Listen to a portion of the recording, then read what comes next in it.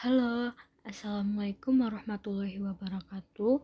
Perkenalkan, nama saya Julia Aurazagia dari kelas 12 MIPA 5, nomor absen 21. Hari ini saya akan menjelaskan tentang penyakit menular seksual. Dimulai dari pengertian, jenis atau nama-nama penyakit, faktor penyebab, lalu gejala pengobatan dan pencegahan. Apa sih penyakit menular seksual itu? Penyakit menular seksual atau penyakit yang bisa menularkan lewat hubungan intim. Penyakit ini juga dikenal dengan IMS, infeksi menular seksual. Dapat menyebar melalui kontak seksual lewat vagina, anus, atau mulut tanpa proteksi dengan penderita.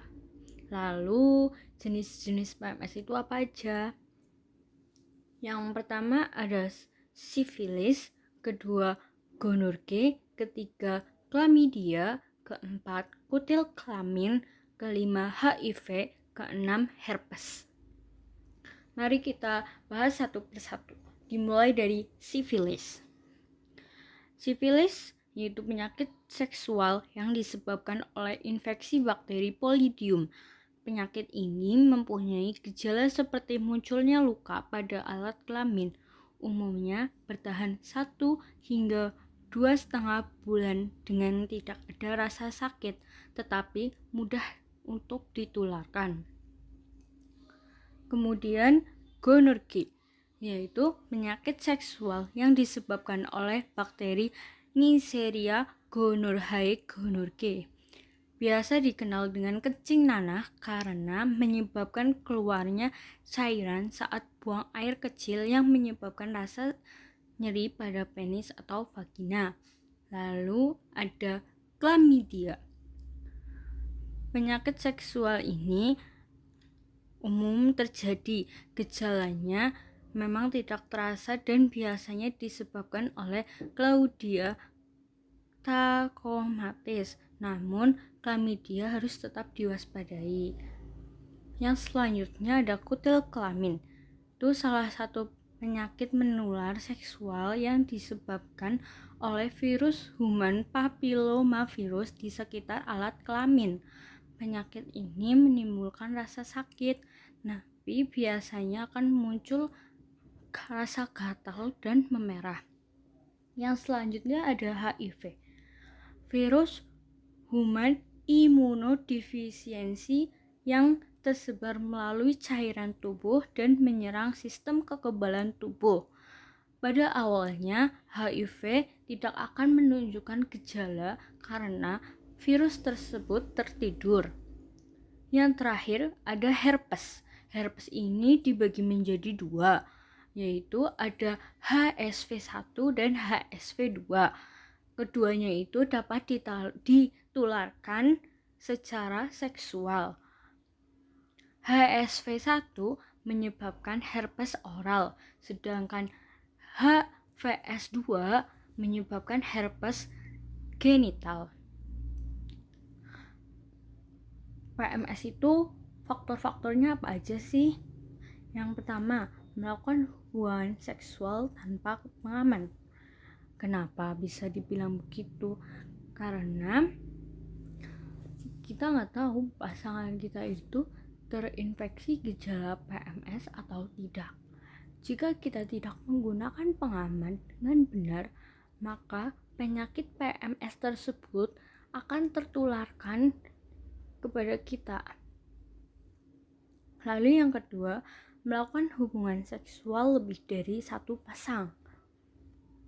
Kenapa itu termasuk faktor?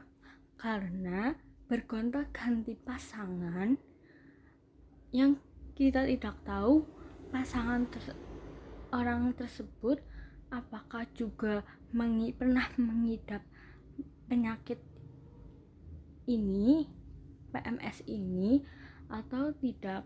Nanti kalau pernah, kita juga dapat tertularkan. Yang ketiga, saling meminjamkan jarum suntik. misalnya saat memakai obat-obatan terlarang. Kenapa jarum suntik bisa menjadi suatu faktor PMS? Karena PMS itu selain bisa ditularkan melalui seksual, itu bisa ditularkan pula dengan darah. Jika jarum itu tidak steril, maka artinya jarum tersebut sudah mengenai darah orang lain yang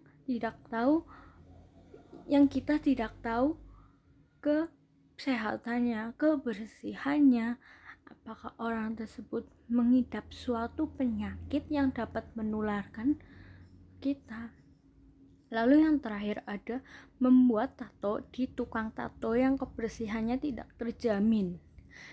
Ya, ini juga sama seperti yang memakai jarum suntik tadi, karena kita tidak bisa memastikan orang lain sebelum kita itu pernah mengidap suatu penyakit yang menular atau tidak.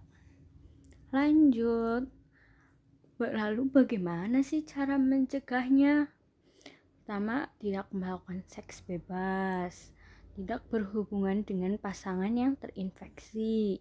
Setia pada satu pasangan, bentengi diri dengan vaksin, tidak menggunakan alkohol dan narkoba. Yang terakhir, menggunakan alat pengaman. Sekian penjelasan PMS dari saya. Apabila terdapat kesalahan, saya mohon maaf. Akhir kata, wassalamualaikum warahmatullahi wabarakatuh.